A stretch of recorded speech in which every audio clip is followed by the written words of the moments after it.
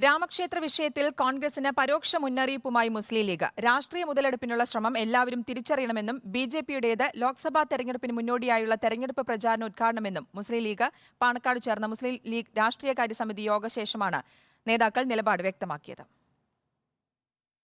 സ്വാദുക്കലി ശിഹാബ് തങ്ങളുടെ വസതിയിലാണ് രാമക്ഷേത്ര വിഷയം അജണ്ടയാക്കി മുസ്ലിം ലീഗ് അടിയന്തര യോഗം ചേർന്നത്.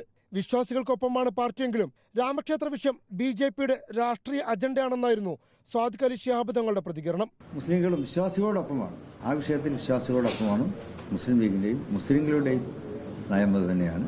പക്ഷെ ഇപ്പോൾ പറഞ്ഞതുപോലെ ഇതിനെ ബിജെപി വരാനിരിക്കുന്ന പാർലമെന്റ് തെരഞ്ഞെടുപ്പിലെ ഒരു പൊളിറ്റിക്കൽ അജണ്ടയാക്കി ഒരു മാറ്റാൻ ശ്രമിക്കുന്നതിനെ ഞങ്ങൾക്ക് യോജിക്കാൻ സാധ്യമല്ല. തീരുമാനമെടുക്കാനുള്ള ആളുകൾ കോൺഗ്രസിലുണ്ടെന്നും ബിജെപിയുടെ രാഷ്ട്രീയ മുതലെടുപ്പുള്ള ശ്രമം എല്ലാവരും തിരിച്ചറിയണമെന്നും PK കുഞ്ഞാലിക്കുട്ടി പറഞ്ഞു. വരാൻ പോകുന്ന പാർലമെന്റ് തെരഞ്ഞെടുപ്പിന്റെ രാഷ്ട്രീയ ഉദ്ഘാടനം ആക്കുന്ന തരത്തിലാണ് കേന്ദ്രം ഭരിക്കുന്ന BJP ഇതിനെ കൊണ്ടുപോയിക്കൊണ്ടിരിക്കുന്നത്. ഇത് ആരാധനയും വിഷയങ്ങളൊന്നും അല്ലാതെ രാഷ്ട്രീയമാക്കി മാറ്റിക്കൊണ്ടിരിക്കുകയാണ്.